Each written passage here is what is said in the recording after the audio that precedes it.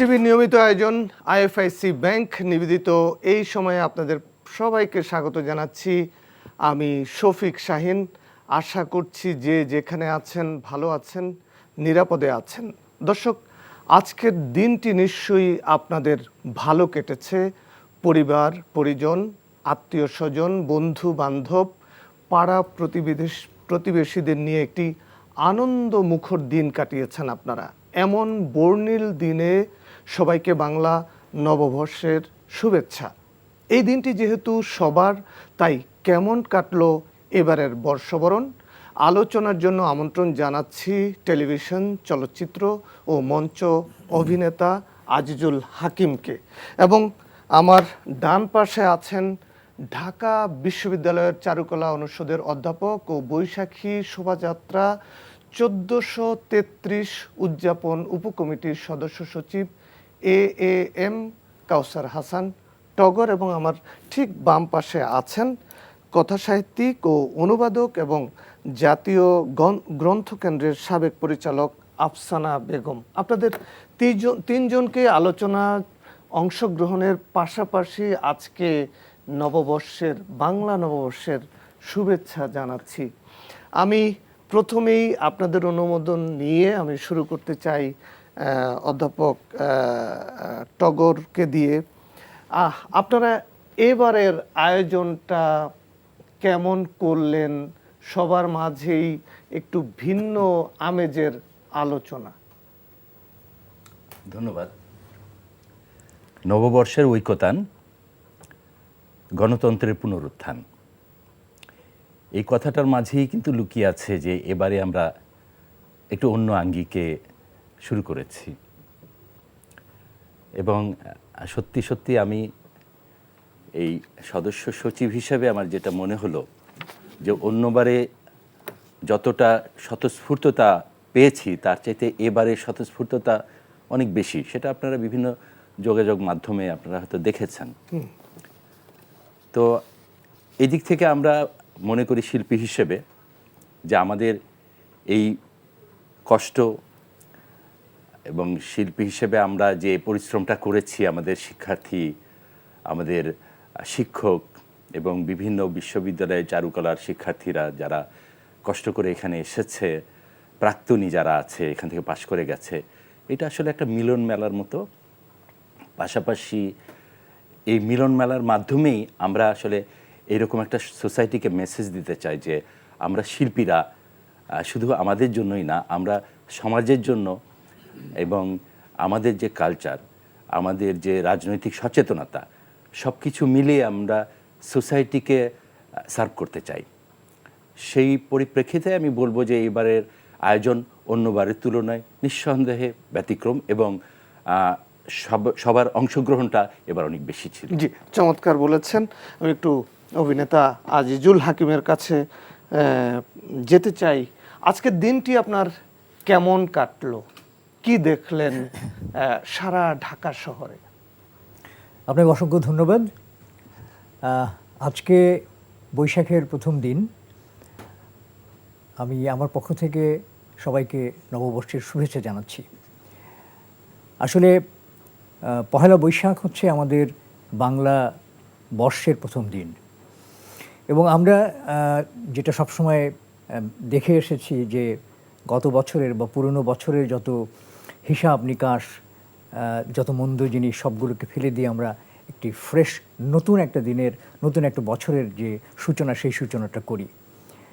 এবং আজকের দিনে আমি সকাল থেকেই নববর্ষের যে শুভেচ্ছা বিনিময়, সেই বিনিময় তো ধরেন 12টা 1 মিনিট থেকেই শুরু হয়ে যায়। সেই প্রক্রিয়ার মধ্যে যখন ঢুকে যাই তখন কিন্তু সবার সঙ্গে এই বিষয়টি নিয়ে আলাপ আলোচনা হয়। সবাইকে আমরা একজন আরেকজনকে শুভেচ্ছা বিনিময় করি, শুভেচ্ছা কার্ড পাঠাই। আগে তো ধরেন ভার্চুয়াল কার্ড ছিল না, আমরা নিজেরাই কার্ড তৈরি করে সেটা করতাম। সেটা শুরু হয়ে যায় এবং আজকে শুরুই হয়েছে আমাদের মিডিয়াতে। আমাদের একজন ভাই আছেন যিনি বশির ভাই, উনি টেলিহোম আমাদের প্রতি বছর শিল্পীদের জন্য একটি আয়োজন করে থাকেন এবং এটা এমনই একটা অনুষ্ঠান হয়ে এসেছে ধারাবাহিকভাবে যে পয়লা বৈশাখ মানেই হচ্ছে বশির ভাইয়ের টেলিহোমের সেখানে যেতে হবে এবং সমস্ত শিল্পীরা আমরা সবাই ওনার যে সময় পর্যন্ত থাকে 3টা পর্যন্ত উনি সময়টা করেন এবং সেখানে যে ধরেন নববর্ষের সময় যে এই বাতাসা থেকে শুরু করে মুড়ি, ইলিশ মাছ, মুড়কি। পান্তা, মুড়ি মুড়কি এই সব কিছুর আয়োজন থাকে, তো সেটা দিয়ে আমরা আসলে শুরু করি। তো সেভাবেই আমার আজকের দিনটি শুরু হয়েছে সেখানে। আর আমাদের কিছু সংগঠন আছে, যেমন আমি অভিনয় শিল্পী সংঘের সঙ্গে জড়িত, আমি সহসভাপতি হিসেবে আছি, ডিরেক্টর্স গিল্ডের একজন সদস্য। তো আমাদের এই যে সংগঠনগুলো আছে সেই সংগঠনও কিন্তু আমরা বিভিন্ন রকমের আয়োজন করে থাকি সারা দিন ব্যাপী। তো একটা অনুষ্ঠান থেকে আরেকটা অনুষ্ঠানে যাওয়া হয় এবং সবার সঙ্গে সবার দেখা সাক্ষাৎ হচ্ছে। অনেক সময় দেখা যায় যে প্রত্যেকের সঙ্গে আমাদের প্রতিদিন দেখা সাক্ষাৎ হয় না, আমরা প্রত্যেকেই যার যার মতো কাজে ব্যস্ত থাকি, কিন্তু বিশেষ বিশেষ দিনগুলোতে কিন্তু আমরা এই আয়োজনগুলো করে থাকি যাতে সবার সঙ্গে সবার দেখা হয়, একটা আন্তঃসম্পর্ক একটু মানে দৃঢ় হয়, সেই কারণে একটা উৎসব মুখর সারাদিন। সারাদিন। তো সেখান থেকে আমরা শিল্পকলা একাডেমিতে গিয়েছিলাম, আমাদের ডিরেক্টর্স গিল্ডের যে আয়োজন সেই আয়োজনে, সেখানেও আমরা বৈশাখের গান, পারস্পরিক যে সৌহার্দ্যপূর্ণ যে সম্পর্ক সেটার আমরা বিনিময় করেছি, বাতাসা মুড়ি মুড়কি খেয়েছি। তো এটা আসলে এক ধরনের কি বলবো যে আমরা ছোটোবেলা থেকে দেখে আসছি যেটা এক ধরনের রিচুয়ালস এবং এটা হয়ে আসছে, এটা আমাদের সংস্কৃতির একটি অংশ হয়ে গেছে, জীবনের অংশ। জীবনের একটি অংশ হয়ে গেছে। সেইভাবে শুরু করেছি এবং এখানে আসার আগ পর্যন্ত আমরা বৈশাখের অনুষ্ঠান মালাতেই ছিলাম সম্পৃক্ত। ওকে, চমৎকার। আজকে কেমন বর্ণিল ছিল দিনটি? বর্ণিলই বলবো। অনেক ধন্যবাদ আপনাকে, সবাইকে নববর্ষের শুভেচ্ছা আপনার মাধ্যমে, আপনাকেও। আমার দিনটি বর্ণিল ছিল, তবে আমি ঘর থেকে বেরোয়নি বিশেষ কারণে আজকে আমাকে বাসায় থাকতে হয়েছিল। কিন্তু বাসায় থেকেছি বলে যে আমি কোনো উৎসব থেকে দূরে ছিলাম এরকম মনে করি না। যেমন একেবারে ভোর 5টায় আমি টিভি খুলেছি যে সরাসরি রমনার অনুষ্ঠান দেখব।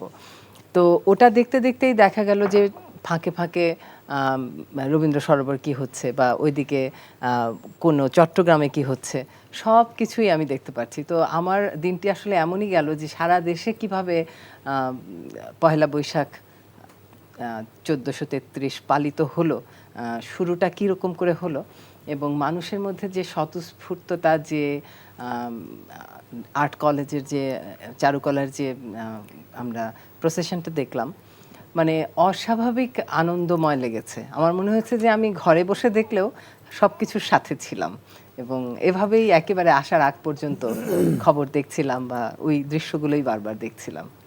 এবং আপনারা যখন আমাদের এনটিভি স্টুডিওতে আসবেন, এই টক শোতে আসবেন, তখনও একটা শঙ্কা ছিল যে এত মানুষ এখনো বাইরে, রাস্তায় কিন্তু জ্যাম ছিল। জি, আপনারা দুইজনে, আজিজুল হাকিম ভাই এবং আপনি একই গাড়িতে আসছিলেন, একদম শেষ মুহূর্তে আমরা শেষ মুহূর্তে এসে পৌঁছেছেন। অর্থাৎ উৎসবের যে ঢেউ, সেই ঢেউ গভীর রাত পর্যন্ত মানুষকে স্পর্শ করেছে এবং মানুষ সেটা উদযাপন ভরা মানুষ, উদযাপন করছে। এবার ভিন্ন আমরা দেখি যে মানে চারুকলার যে কার্যক্রম, বর্ষবরণের যে প্রস্তুতি থাকে, বিভিন্ন সময় বিভিন্ন কর্মকাণ্ডের মধ্য দিয়ে চারুকলা আলোচনায় থাকে, কখনো কখনো সমালোচনায়ও থাকে। আমরা দেখি যে আপনারা যে মোটিভ তৈরি করেন, আঁকেন, সে ভাস্কর্য, সেগুলো নিয়েও অনেক রাজনৈতিক আলাপ হয়। এবারের মানে দৃষ্টিভঙ্গিটা কেমন ছিল আপনাদের? নিশ্চয়ই। তার আগে আমি বলি যে আমি আজকে সারাদিনই মানে যতক্ষণ পর্যন্ত এই শোভাযাত্রা হয়েছে আমি ঘোষণা মঞ্চে ছিলাম। তো ঘোষণা মঞ্চে থাকাকালীন আপনারা তো জানেন যে এটা সরাসরি সম্প্রচার হয়, পৃথিবীর বিভিন্ন দেশে যারা বাঙালি আছে, বাংলাদেশি আছে, তারা এটাকে উপভোগ করে। তো আমি সবাইকেই নববর্ষের শুভেচ্ছা জানিয়েছি, কিন্তু এইখানেও আমি আবারও এই অনুষ্ঠানের মাধ্যমে সবাইকে বাংলা নববর্ষ 1433-এর শুভেচ্ছা জানাতে চাই। শুভ নববর্ষ। তো আপনি ঠিকই বলেছেন যে আমরা আসলে শিল্পীর দায়িত্ব যেটা, শিল্পীদের দায়িত্ব যেটা, প্রত্যেকটা শিল্পীর ক্ষেত্রে আমি বলবো যে তাদের কিন্তু সমাজে তাদের একটা দায়বদ্ধতা আছে।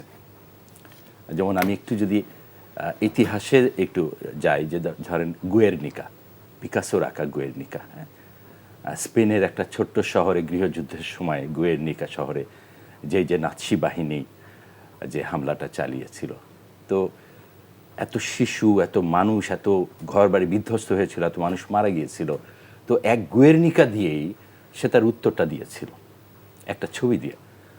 তো সেরকম একটা শিল্পীর কিন্তু তার শিল্পকর্ম, তার অভিনয়, তার গান, এটা দিয়েই সে সোসাইটিকে সার্ভ করতে পারে।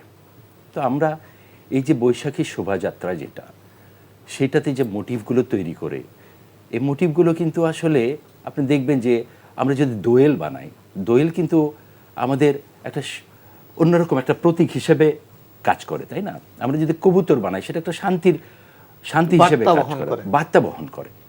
তো আমাদের যে গ্রামীণ যে লোকশিল্প, সেই লোকশিল্পীরা কিন্তু এই যে নিজেরা বসে বসে যে কাজগুলো তৈরি করা, নিজের মনের মাধুরী দিয়ে কাজ করে, কিন্তু এটার মধ্যে তো একটা তাদের একটা ভাবনা আছে, তাই না? বিভিন্ন মনের যে ভাবনাটা, সেই ভাবনার প্রতিফলন কিন্তু আমাদের লোকশিল্পে আমরা প্রতিফলিত হয়, আমরা দেখতে পাই। তো সেইটার একটা মোটিভ তো আছে। আর আমরা যদি রাজনৈতিক সচেতন না হই, তাহলে তো আমরা সমাজের অন্যান্য মানুষকে কিভাবে সচেতন করব, তাই না? আমাদের শিল্পকর্মের মাধ্যমে, আমাদের এই শোভাযাত্রায় যে মোটিভগুলো আমরা ব্যবহার করছি, সেইগুলোর মাধ্যমেই আমরা সমাজকে, আমরা যদি সরকার কোনো বিপথে যায় বা সরকার যদি সঠিক পথে না থাকে, সেটাকে স্মরণ করিয়ে দেওয়ার জন্যও কিন্তু আমরা আসলে এরকম কিছু মোটিভ ব্যবহার করি। যেমন এরশাদ আন্দোলনের সময় আপনারা খুব ভালো করে জানেন যে 89-তে আমরা তখন শিক্ষার্থী ছিলাম। তখন আমরা কিন্তু এই আনন্দ শোভাযাত্রার নামে, যদিও নামে কিছুই যায় আসে না, আমরা আর এবার বৈশাখী শোভাযাত্রা দিয়েছি। তো আমরা কিন্তু শুরু করেছি, কিন্তু আমাদের ওই সময় আমাদের লোকোমোটিভের সাথে সাথে কিন্তু আমাদের এরশাদ বিরোধী কিছু মোটিভ ছিল। তার মানে একই সাথে আমরা রাজনৈতিক সচেতন, একই সাথে আমরা আমাদের কৃষ্টি, আমরা কালচার, সেগুলোকে আমরা উপস্থাপন করি। এবং গোটা বাংলাদেশের সাধারণ মানুষ, বিশেষ করে যারা এই জেনারেশন আছে, তারপরের জেনারেশন আছে, তাদেরকেও তো আমাদের জানাতে হবে। এই দায়বদ্ধতা থেকেই আমরা কিন্তু এইরকম ক্রিয়াকর্ম করে থাকি। জি, ধন্যবাদ আপনাকে। আমি একটু যেতে চাই আফসানা বেগম আপনার কাছে। 1 মাসেরও কিছু সময়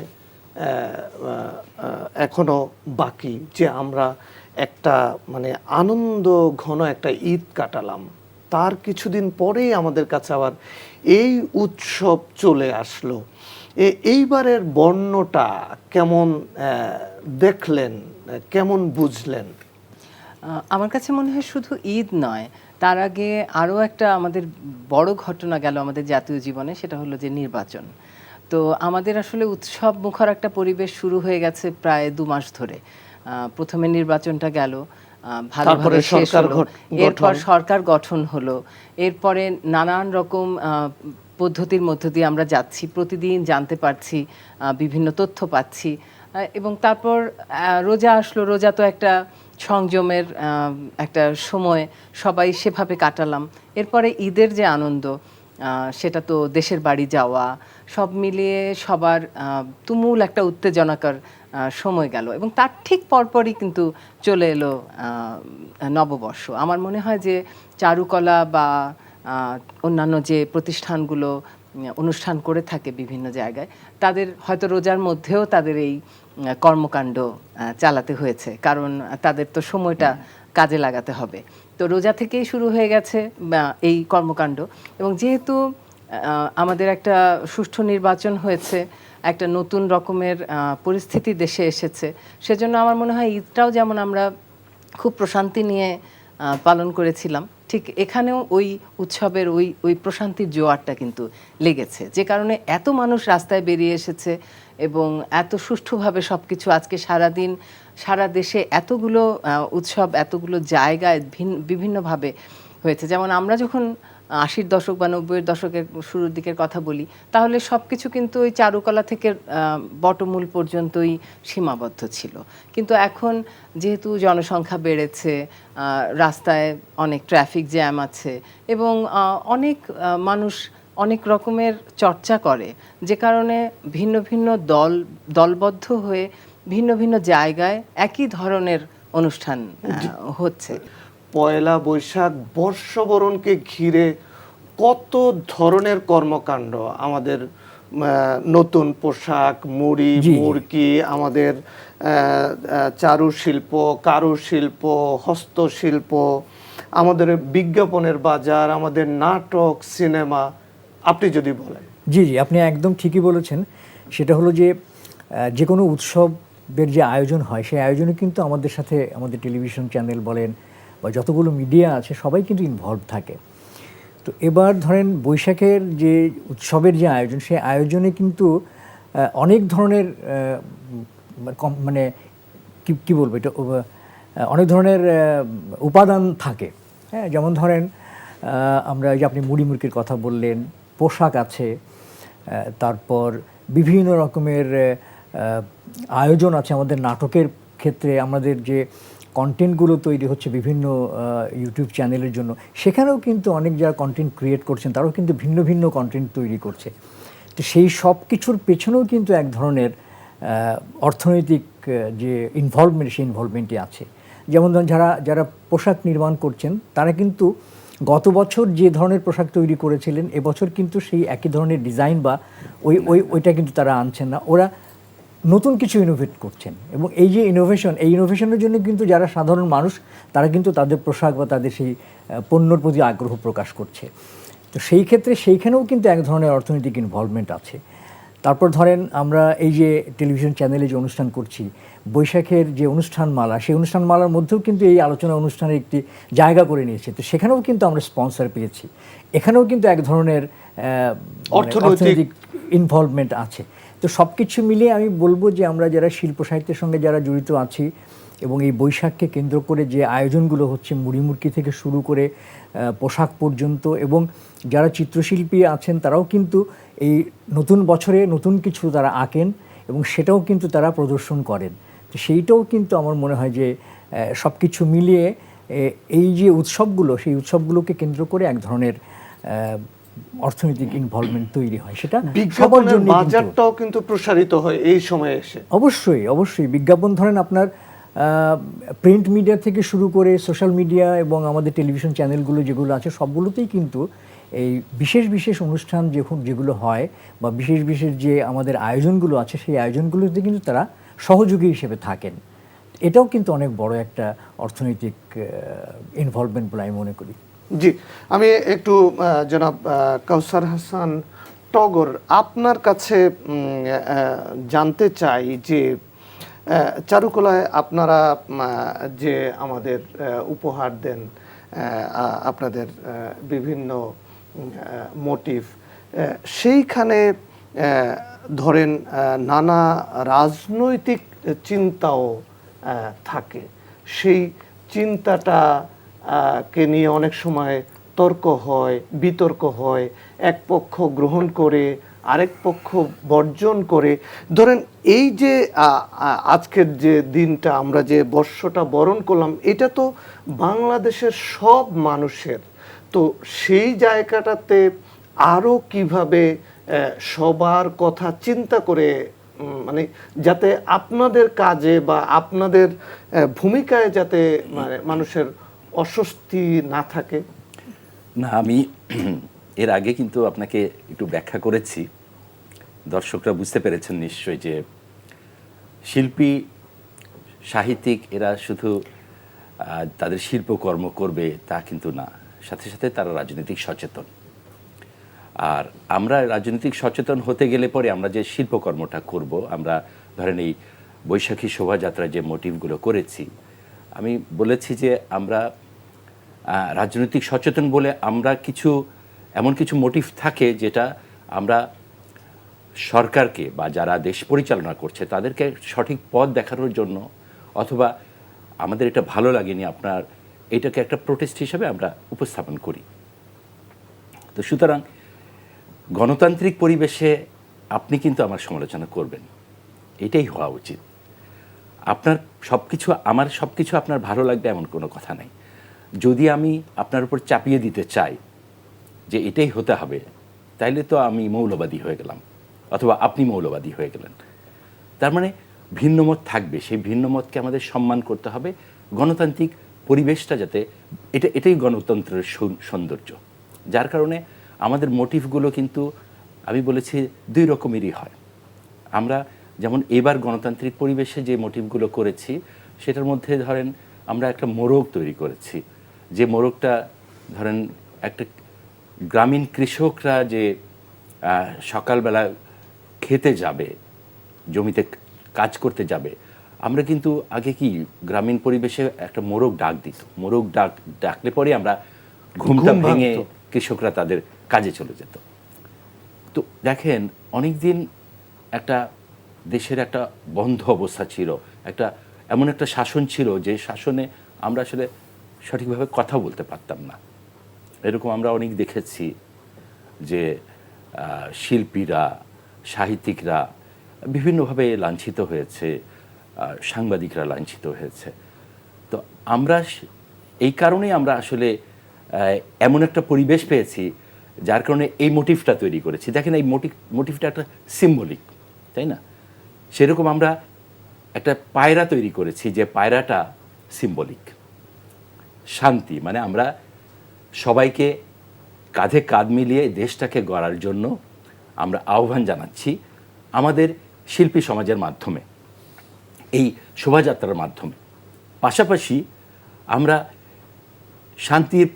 শান্তির যে পায়রা, সেই পায়রাটাকে উপস্থাপন করছি যে আমরা কি চাই আসলে এই দেশটাতে শান্তি থাকুক, শান্তি বজায় থাকুক এবং সুন্দরভাবে এই দেশটা চলুক। আমরা যাতে ধর্ম, বর্ণ, গোত্র নির্বিশেষে এক হয়ে আমরা এই দেশটা পুনর্গঠনে কাজ করতে পারি। আমাদের মোটিভগুলো এইগুলোই। তার সাথে সাথে আমরা যে গ্রামীণ যে লোকশিল্প, যেমন ধরেন আমাদের হাতিটাই সোনারগাঁ যে লোকোমোটিভ, সেটাকে উপস্থাপন করেছি। আপনারা বোধহয় জানেন যে কিছুদিন আগে বাউলদের উপর বেশ অত্যাচার হয়েছে। আমরা বাউলদের কথা স্মরণ করে, বাউলদেরকে সমবেদনা জানিয়ে আমরা একটা দোতারা তৈরি করেছি বড়। আপনারা বোধহয় সবাই দেখে থাকবেন, বিশাল দোতারা তৈরি করেছি। আমরা শিল্পীর পাশে দাঁড়াবো, এটাই তো হওয়া উচিত, তাই না? আমরা ট্যাপা পুতুল তৈরি করেছি, সেটাও ওই যে লোকাল মোটিভে। তো ট্যাপা পুতুল ঘোড়ার উপর একটা ঘোড়সওয়ার আছে। এবারে কিন্তু আমরা দেশকে যে আমরা ভালোবাসি, এই জন্য আমরা একটা নতুন একটা আইটেম ইনক্লুড করেছি। সেটা হলো যে জাতীয় পতাকা। ঢাকা বিশ্ববিদ্যালয়ের শিক্ষার্থীরা, বিভিন্ন হলের শিক্ষার্থীরা, ছেলে মেয়ে সবাই মিলে এবার জাতীয় পতাকা হাতে কিন্তু তারা এই শোভাযাত্রায় অংশগ্রহণ করেছে। সব কিছু মিলিয়ে আমার কাছে মনে হয়েছে যে আমরা যেভাবে এগিয়ে যাচ্ছি আপনাদের সহযোগিতায়, এবং আমি মনে করি যে আমাদের ভুল থাকতেই পারে, মানুষ তো আমরা, তাই না?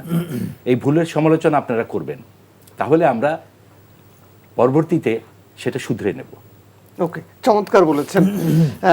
আফসানা বেগম, আপনার কাছে জানতে চাই যে এবার একটি গণতান্ত্রিক পরিবেশে বর্ষবরণ অনুষ্ঠান হলো, মানুষ স্বতঃস্ফূর্তভাবে অংশ নিয়েছে। আমরা দেখলাম যে এবারের আগের বার এই অনুষ্ঠান যাতে না হয়, যাতে শোভাযাত্রা যাতে না হয়, সেখানে আগুন দেয়া হলো, নানা ষড়যন্ত্র হয়েছে। জি হ্যাঁ, এর আগের বার ঠিক আগের দিন একটা খুব সুন্দর বানানো হয়েছিল একটা মোটিভ, সেটাকে পুড়িয়ে দেওয়া হয়েছিল রাত্রেবেলা। আসলে এই ধরনের অনেক ঘটনাই তো গত বেশ কিছুদিন ধরে ঘটেছে। সেটা চারুকলার বর্ষবরণ বলুন, বা যে কোনো রাস্তাঘাটে আমরা বিভিন্ন রকমের বিষয় দেখেছি যেগুলো কিনা অনাকাঙ্ক্ষিত ছিল। হঠাৎ রাস্তায় কেউ একটা সমস্যায় পড়েছে, কারণ একটা দল এসে কোথাও হামলা করেছে। এই ধরনের অনেক ঘটনা কিন্তু আমাদের পড়া হয়েছে, দেখা হয়েছে। তো সেরকম কিছু হবে না এরকমই আমরা প্রত্যাশা করি, যখন কিনা একটা স্থিতিশীল পরিস্থিতিতে আমরা পৌঁছেছি। আমরা মনে করছি, যদিও সেটা খুব কম সময়, মাত্র মাস দুয়েক আমরা সেরকম একটা অবস্থানের মধ্যে দিয়ে যাচ্ছি। তবে এখনো তো সরকারের আসলে প্রচুর কাজ আছে, সংসদ চলছে, একটা একটা গুরুত্বপূর্ণ সমস্ত লোকেরা সেখানেই ব্যস্ত। এরপরে দেশের শান্তি শৃঙ্খলা পরিস্থিতি, সেটা আমার মনে হয় যে খুব ভালো করে সরকার হয়তো নজর দিতে গেলে আরও বেশি সময় লাগবে। যেমন এর মধ্যেই তো এই সপ্তাহে যে অনাকাঙ্ক্ষিত একটি ঘটনা ঘটে গেল, মাজারে হামলা হলো, একজন পীরকে হত্যা করা হলো। এরকম ঘটনা যদি বিচ্ছিন্নভাবে ঘটেও সেটাকে আমাদের খুব দ্রুত অ্যাড্রেস করতে হবে, খুব দ্রুত সেটা যেন থেমে যায়, সেই প্রক্রিয়াটার মধ্যে দিয়ে সরকার নিশ্চয়ই যাবেন বলে আমরা সাধারণ আমি যদি নাগরিকরা আপনাকে মনে করি। একটু মানে এটার সাথে যোগ করি, আমরা দেখলাম যে বর্ষবরণের প্রথম দিনে সরকার প্রধান তারেক রহমান তিনি ঢাকায় না থেকে তিনি প্রত্যন্ত অঞ্চলে তিনি টাঙ্গাইলে গেলেন, সেখানে কৃষকদের মাঝে কার্ড বিতরণ করলেন। মানে তিনি কি বার্তা দিতে চাইলেন মূলত? আমার মনে হয় যে কৃষকদের কৃষিকাজের সাথে যেহেতু এই নবান্নের উৎসব বা আমাদের বর্ষর শুরুর এই দিনটি, যেহেতু ঋতু দিয়েই তাদের সমস্ত কিছু চিন্তা ভাবনা, যে কারো জন্ম হয়েছে সেটাও তারা ঋতু দিয়ে বলেন যে তার জন্মের সময় খুব বৃষ্টি হচ্ছিল কিংবা খুব খরা ছিল। এই যে ঋতু দিয়ে সব কিছু নিজেদের জীবন যাপনের সমস্ত গুরুত্বপূর্ণ জিনিস তারা প্রকাশ করে, তো তাদের কাছেই আসলে কৃষি নির্ভরতা এবং কৃষির সাথে যে এই ঋতুচক্রের যে সম্পর্ক, এটা উনি অনুধাবন করেছেন যে কৃষকদের সাথে এই উৎসবটির সবচেয়ে বেশি সংযোগ আছে, যেটা কিনা পরবর্তীকালে আমাদের নাগরিক জীবনেও আমরা উৎসব হিসেবে পালন করছি, কিন্তু মূলত তো এটা কৃষিকাজ থেকেই এসেছে। তো সেজন্য এটা খুব সুচিন্তিত আমার মনে হয় যে অনেক আগে থেকেই এরকম ওনারা ভেবে রেখেছিলেন যে ঠিক এই দিনটিতে ওনারা কৃষকদের কাছে যাবেন এবং তাদের নিয়ে কাজ করা শুরু করবেন। আর আপনি যেটা একটু আগে বললেন যে গত বছর এরকম হয়েছিল, এটা কিন্তু আসলে একটা অপশক্তি কিন্তু সব সময়ই থাকে, আমাদের সেটাকে ওভারকাম করতে হবে, তাদের সাথে আমাদের সেটাকে মুখোমুখি হতে হবে এবং আমাদের ভালোত্ব দিয়ে সেটা থেকে আমাদের বেরিয়ে আসতে হবে। যেমন এবারও তো বর্ষবরণের শোভাযাত্রা যেন না হয় সেজন্য রিট হয়েছিল হাইকোর্টে।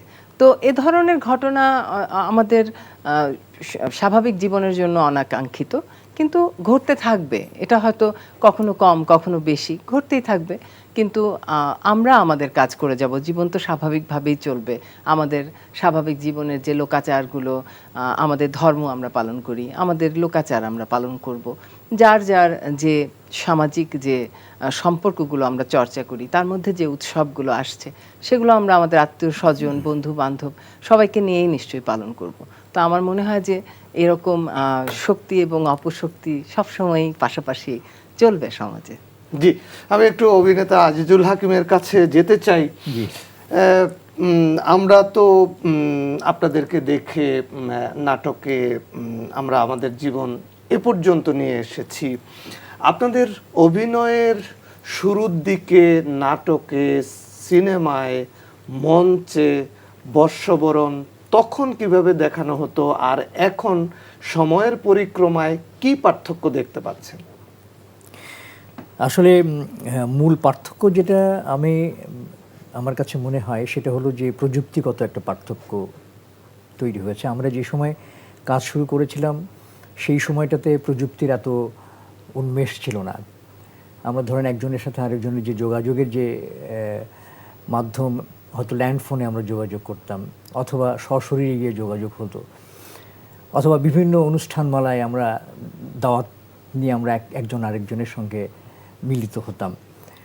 সেই সময়ে যে আয়োজনগুলো ছিল এবং এই আয়োজনের মধ্যেও কিন্তু এক ধরনের পার্থক্য তৈরি হয়েছে। যেমন আমি কিছুক্ষণ আগে বলছিলাম যে পহেলা বৈশাখ বলেন বা আমাদের বিভিন্ন রকমের যে জাতীয় যে অনুষ্ঠানগুলো আছে, যে দিবসগুলো আছে, সেইগুলোতে আমরা নিজেদেরকে ধরেন কাউকে আমরা উইশ করার জন্য আমরা কার্ড নিজে তৈরি করতাম বা কিনে নিয়ে আসতাম, যে একটা ভিউ কার্ড বা একটা গ্রিটিংস কার্ড আমরা কিনে নিয়ে আসতাম, সেটা আমরা পোস্ট করতাম। সে হয়তো হার্ড কপিটা পেত। কিন্তু এখন কিন্তু সেই অবস্থাটা অনেকাংশে নেই। দেখা যায় যে 12টা 1 মিনিটে আমরা এমএমএস করছি আমাদের বন্ধুবান্ধবদেরকে, আমরা একটা টেমপ্লেট তৈরি করছি বা আমরা একটা ডিজাইন তৈরি করে সেটা তাকে মুহূর্তেই তো দিয়ে দিচ্ছি, 12টা 1 মিনিটে এসে পেয়ে যাচ্ছে। সেটা জন্মদিনের উৎসব বলেন বা যে কোনো ইয়ে হোক, সেটাও কিন্তু এক ধরনের আমি বলবো যে এটা প্রযুক্তির একটা পরিবর্তন। এই পরিবর্তনকে আমাদেরকে স্বীকার করতে হবে, এই পরিবর্তনের সাথে আমাদেরকে যেতে হবে। তো আমরা সেই সময় আমাদেরকে যে মঞ্চ নাটক বলেন বা টেলিভিশন নাটক বলেন, সেখানে কিন্তু বিষয়বস্তুগত একটা যে আমরা যে বিষয়বস্তুগুলো নিয়ে আমরা কাজ করতাম, সেটাও কিন্তু সাধারণ মানুষের জন্য আমরা চিন্তা ভাবনা করেই কিন্তু কাজগুলো করতাম। যিনি নাটক লিখতেন তার মধ্যে এক ধরনের সামাজিক দায়বদ্ধতা থাকতো। আমরা যারা অভিনয় শিল্পী হিসেবে কাজ করতাম, আমাদের মধ্যেও কিন্তু এক ধরনের সামাজিক দায়বদ্ধতা আছে, যে আমরা যে কাজগুলো বা আমাদের যে অভিনয়ের মাধ্যমে আমরা যে চরিত্রগুলোকে পোট্রে করছি, তার মাধ্যমে আমরা একটি বার্তা দিতে চাই। এই যে মানে রেসপন্সিবিলিটি, এই যে সোশ্যাল রেসপন্সিবিলিটি, এই রেসপন্সিবিলিটি নিয়ে কিন্তু আমরা চলতে চাই।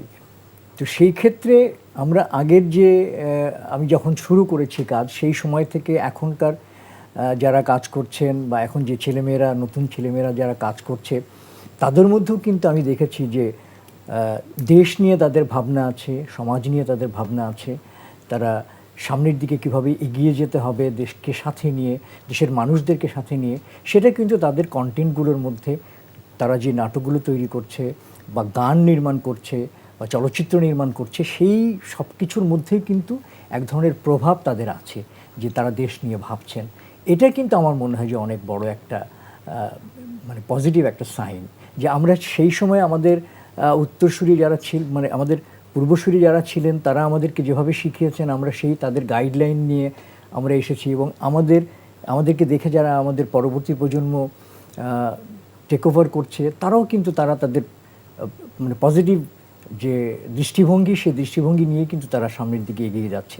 তো সুতরাং আমি বলবো যে আমরা যে সময় শুরু করেছি, সেই সময় যে ধরনের সামাজিক, রাজনৈতিক, অর্থনৈতিক বাস্তবতা ছিল, সেখান থেকে এখনকার সামাজিক, রাজনৈতিক, অর্থনৈতিক বাস্তবতাটা ভিন্ন। সেই ভিন্নতার সঙ্গে আমাদেরকে যেতে হবে।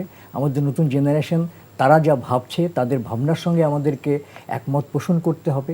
কখনো যদি তাদের ভাবনায় কোনো রকম ত্রুটি আমরা দেখি, তাহলে সেই কথাগুলো আমাদেরকে বলতে হবে এবং তাদেরকে বোঝাতে হবে যে এই জায়গাগুলো ঠিক হচ্ছে না। এই দায়িত্বগুলো আমাদেরকে পালন করতে হবে। আমি মনে করি যে খুব একটা যে পরিবর্তন ওই সময় থেকে এই সময়, আমি মনে করি যে ভাবনাগত যে চিন্তা ভাবনার যে দর্শনগত যে বিষয়টি, সেই বিষয়টি কিন্তু এখনও আছে। আমরা ছোটোবেলায় যেটা দেখেছি যে আমাদের পহেলা বৈশাখে আমরা বাংলা বর্ষবরণকে যেভাবে গ্রহণ করেছি, এখনকার ছেলেমেয়েরাও কিন্তু ঠিক একইভাবে বাংলা বর্ষবরণ কিন্তু একইভাবে করছে। সেই আনন্দ, সেই রিচুয়ালস কিন্তু তারা ঠিক একইভাবে পালন করছে। আমরা ছায়ানটকে আমরা অনেক বেশি স্মরণ করতে চাই, ধন্যবাদ দিতে চাই এই কারণে যে পহেলা বৈশাখকে তারা একদম রমনার বটমূল থেকে সাধারণ মানুষের মধ্যে একটা অনুরণন তৈরি করেছে। আমি ধন্যবাদ দিব চারুকলার যারা শিল্পী এবং ভাবনা নিয়ে যারা কাজ করেছেন। শোভাযাত্রা যখন থেকে হচ্ছে, তার আগে থেকেও কিন্তু শিল্পীরা এই ধরনের বিভিন্ন অনুষ্ঠান, বিভিন্ন রকমের বৈশাখী আয়োজন, সেখানে কিন্তু শিল্পীদের অনেক ইনভলভমেন্ট ছিল। সেই সময় কিন্তু তারা কাজ করেছেন, এখন শোভাযাত্রা করছেন এবং প্রত্যেকটা শিল্পী তার নিজস্ব যে সামাজিক দায়বদ্ধতার জায়গা, সেই জায়গা থেকেই কিন্তু তারা কাজ করছেন। তো সুতরাং আমরা বৈশাখ আগে যেভাবে পালন করেছি, সেই মানে সেই ধারাবাহিকতায় এখনও সেটা হচ্ছে। নতুন প্রজন্ম এবং পরবর্তী প্রজন্মের কাছে সেটা তুলে দেবে, এটা আমার প্রত্যাশা। জি, অসংখ্য ধন্যবাদ আপনাকে। আমি একটু যেতে চাই কাউসার হাসান টগর আপনার কাছে, যে আমরা দেখলাম যে বিগত দিনে মানে ফ্যাসিস্ট তো একদিনে হয়নি, ধীরে ধীরে হয়েছে। সেখানে শিক্ষক, বুদ্ধিজীবী, শিল্পী, তাদের অবারিত গুণকীর্তন, সরকারের সমালোচনা না করা, মানে সেই পরিস্থিতি থেকে কিভাবে বাংলাদেশটা বের হয়ে আসবে? আমার কাছে মনে হচ্ছে যে বিষয়টা টেলিপ্যাথির মতো।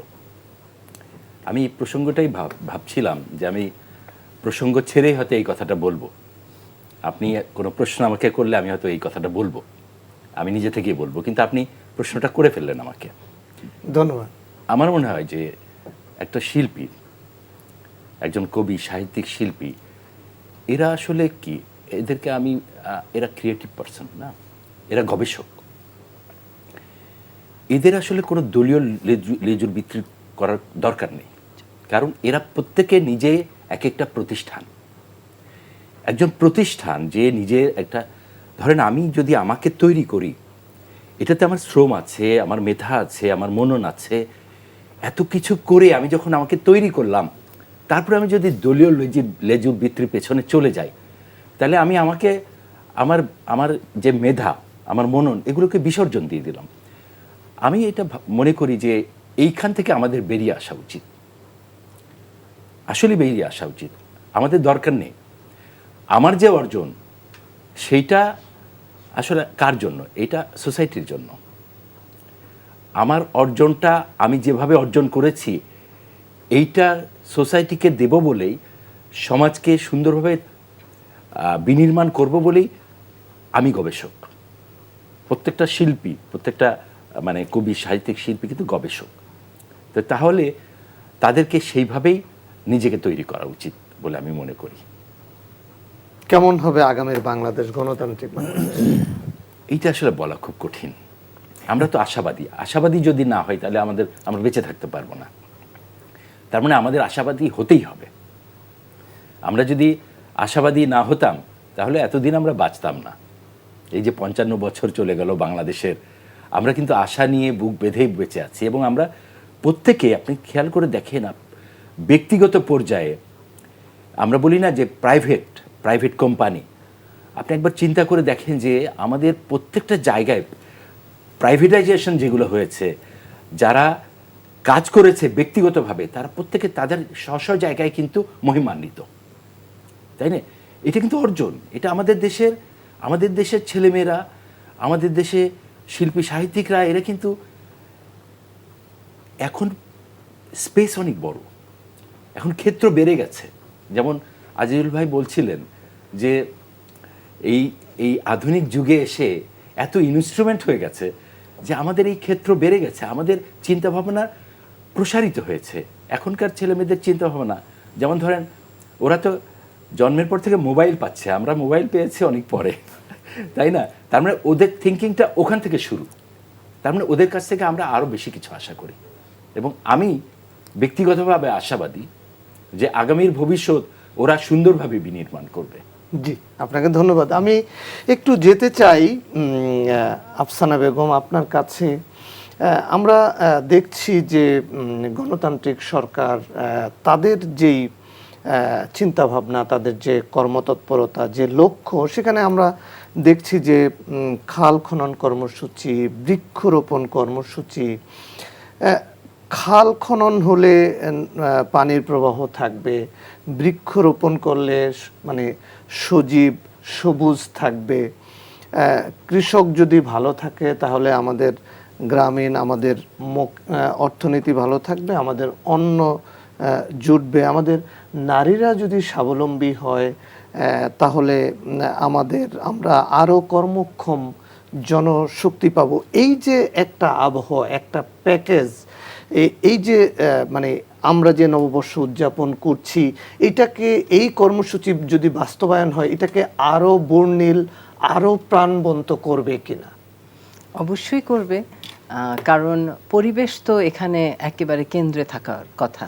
আমরা যে সমাজটাতে বাস করছি, সেই সমাজের পরিবেশ যদি নষ্ট হয়ে যায়, যেমন আমরা দেখছি যে আমাদের নদীগুলো হারিয়ে গেছে, ঢাকার চারদিকে যে নদীপথ ছিল, যাতে আমাদের জীবন যাত্রাটা অনেক বেশি দ্রুত গতিতে আমরা এক জায়গা থেকে আরেক জায়গায় যেতে পারতাম একটা সময়ে।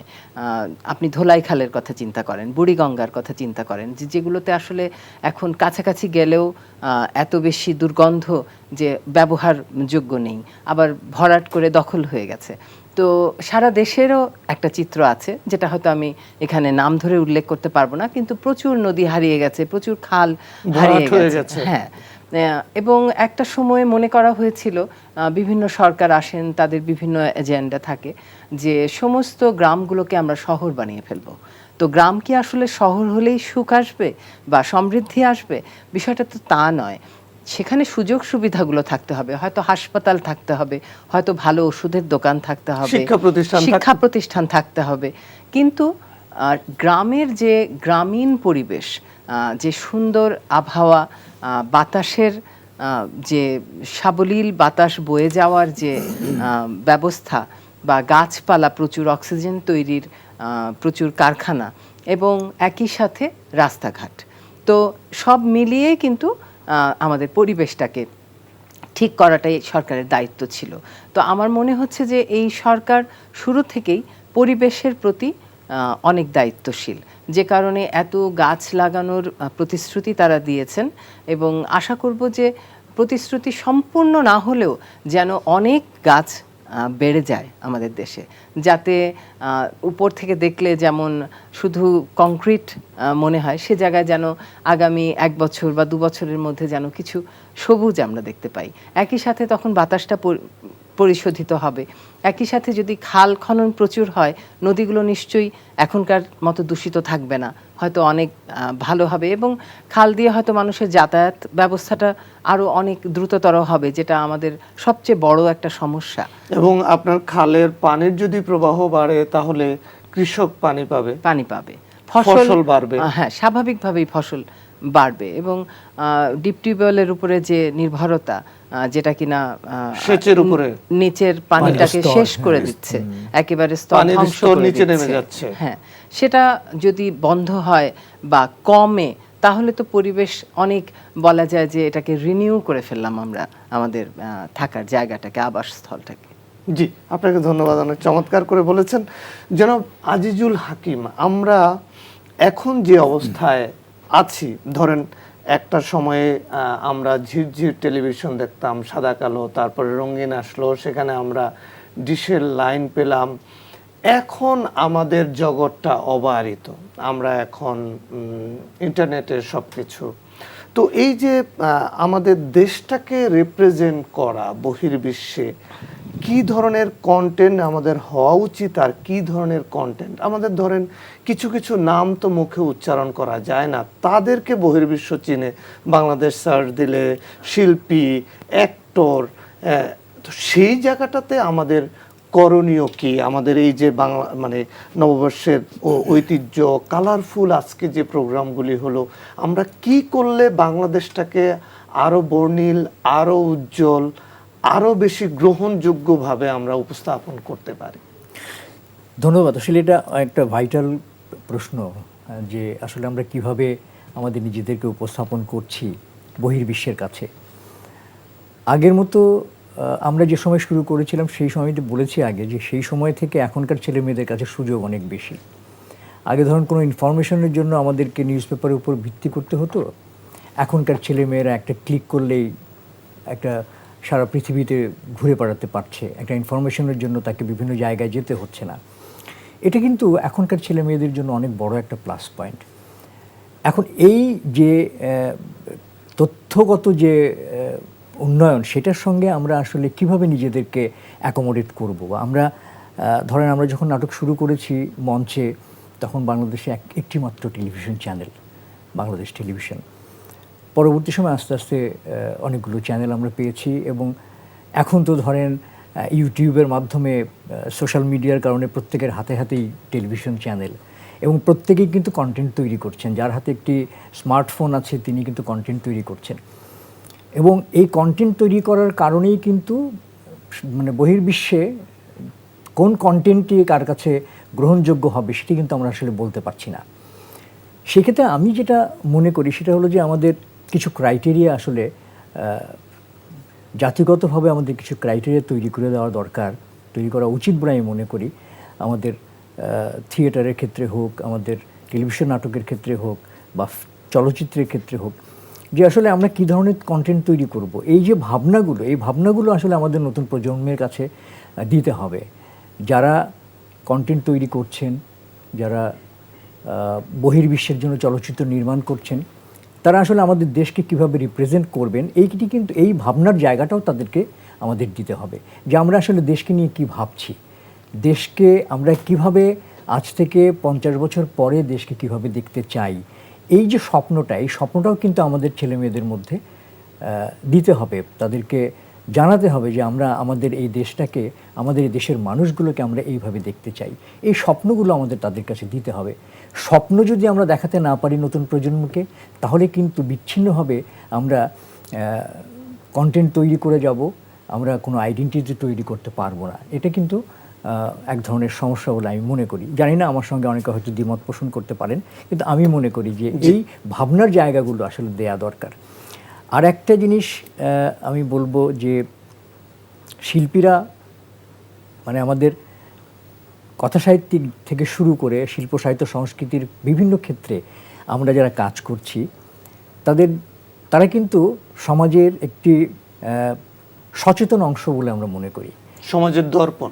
যারা সচেতন তারাই কিন্তু মানে চিত্রশিল্পী হিসেবে নিজেকে নিবেদিত করছেন, কেউ অভিনয় শিল্পী হিসেবে নিবেদিত করছেন, কেউ নাট্যকার হিসেবে করছেন। এই যে ক্ষেত্রগুলো আছে সেখানে কিন্তু আমরা বলবো যে সমাজের একটি সচেতন অংশ। এই সচেতন অংশ যারা আমরা আছি তাদেরও কিন্তু যে দায়িত্ব সচেতনতার সাথেই পালন করা। এই দায়িত্বগুলো আমাদেরকে সঠিকভাবে পালন করতে হবে, এবং এই দায়িত্ব পালন করতে গিয়ে যদি আমার কোনো রকম মানে পরিবর্তনের প্রয়োজন হয়, সেই পরিবর্তনগুলো নিয়ে আমাদেরকে ভাবতে হবে। জি, হ্যাঁ, আমরা একদম শেষ পর্যায়ে আপনাদের তিনজনকেই ধন্যবাদ জানাচ্ছি।